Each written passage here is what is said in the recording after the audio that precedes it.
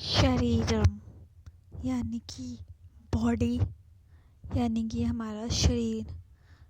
तो संस्कृत की वोकैबुलरी का एक और कैटेगरी जिसे कहते हैं शरीरम, बॉडी या शरीर। तो देखते हैं हमारे शरीर के पार्ट्स को संस्कृत में क्या कहते हैं। तो शुरू करते हैं। सबसे पहला है हस्तः। हस्तः यानी कि जिससे आप लिखते हैं, जिससे आप खाना खाते हैं, जिससे आप चीज़ें उठाते हैं। तो हस्तः मीन्स हैंड्स या हाथ। तो हाथ को हम कहते हैं हस्तः। सेकेंड है नयनम।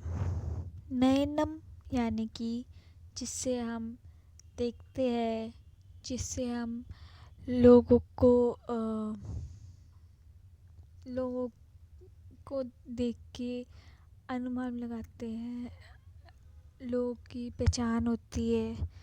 तो नयनम यानी कि आँख या आँखें, आईज। तो आँख को कहते हैं संस्कृत में नयनम। थर्ड है नखः। नखः मीन्स जिससे आप नखः कह सकते हो आप, जो आपकी हर हफ्ते बढ़ते हैं, जिसको काटना बहुत ज़रूरी है, नहीं तो आप अपने आप को ही नुकसान पहुंचा लोगे। वो है नेल्स, नाखून। तो नाखून को कहते हैं नखः। फोर्थ है जीवः। जीवः यानी कि जिससे कि आपको स्वाद आता है, जो भी आप खाना खाते हो उस चीज़ का स्वाद आता है। जीवः यानी कि टंग या जीभ।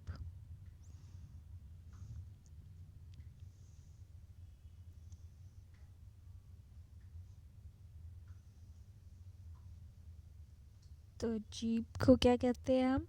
जीवः।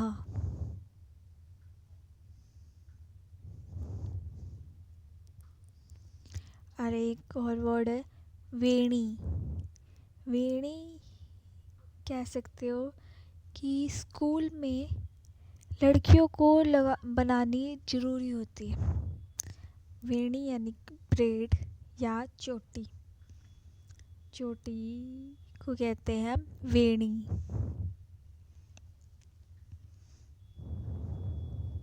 तो ऐसे ही शरीरम, बॉडी, हस्तः, हैंड्स, नयनम, आईज, नखः, नेल्स, जीवः, टंग, केशः, हेयर्स, वेणी, ब्रेड या चोटी, कंठ यानी कि गला,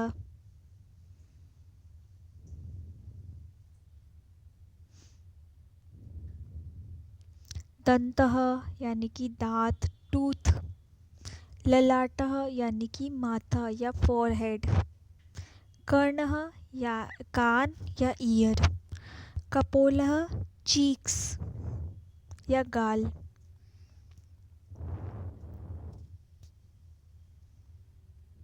स्कंधः यानी कि शोल्डर या कंधा, शिरः सिर यानी कि हेड, नासिका यानी कि नोज या नाक, मुखम माउथ या मुंह,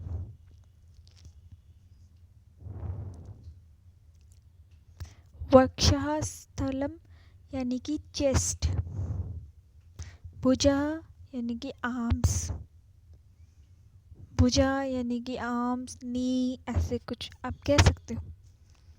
उदरम यानी कि स्टमक, आई थिंक। कटिह, थाई, उरुआ, नी, घुटना, जानुहा, नी, शायद जैसे कि आप यहाँ पे देख सकते हो, संस्कृत के वर्ड्स के साथ इंग्लिश के, हिंदी के वर्ड्स लिखे हुए हैं।